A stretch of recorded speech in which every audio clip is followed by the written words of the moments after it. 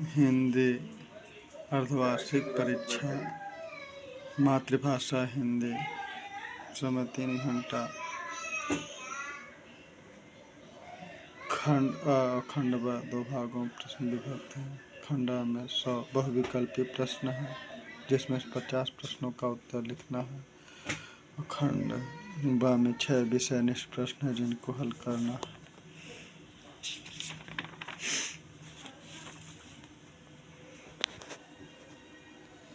वस्तुनिष्ठ प्रश्न।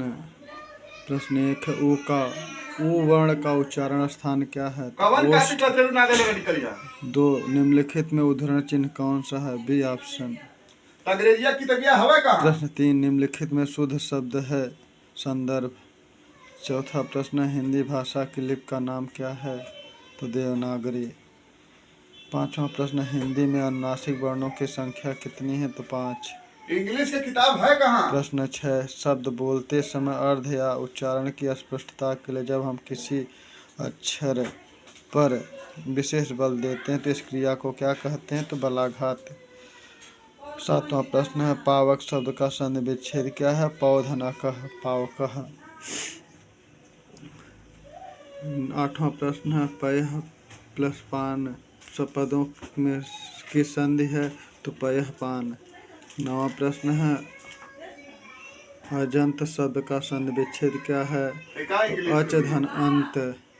10वां प्रश्न किसी विराम चिन्ह का प्रयोग हर्ष, विषाद, विस्मय, घृणा, आश्चर्य, भय, करुणा इत्यादि भावों को व्यक्त करने के लिए होता है? तो विस्मयादिबोधक चिन्ह। 11वां प्रश्न है सम विभाजन और जाति प्रथा शीर्षक पाठ बाबा भीमराव अम्बेडकर।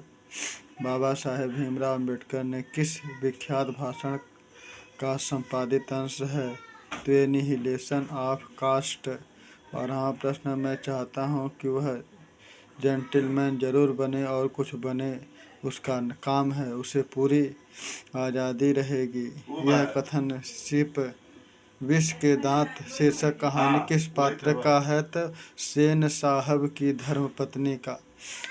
13वां प्रश्न हिंदी कविता में प्रपद्यवाद के प्रवर्तक और नए शैली के आलोचक हैं? तो नलिन बिलोचन शर्मा। 14वां प्रश्न है प्रेम की पीर के कवि हैं? तो घनानंद। 15वां प्रश्न निम्नलिखित में से कवयित्री अनामिका रचित रचना कौन है? तो इसमें रचना है अनुष्टुप। 16वां प्रश्न है राष्ट्र कवि रामधारी सिंह दिनकर का जन्म कहाँ हुआ था? तो सिमरिया, बेगूसराय, बिहार।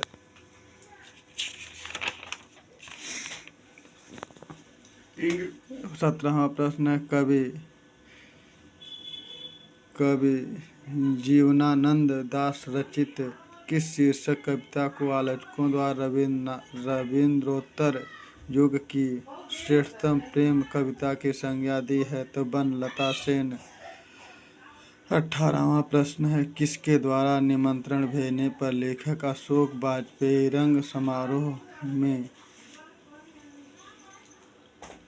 अभिनयों गए थे? तो है पीटर ब्रुक। 19वां प्रश्न है परंपरा का मूल्यांकन शीर्षक पाठ के अनुसार साहित्य की परंपरा का पूर्ण ज्ञान किस तरह की व्यवस्था में संभव है? तो समाजवादी व्यवस्था में संभव है।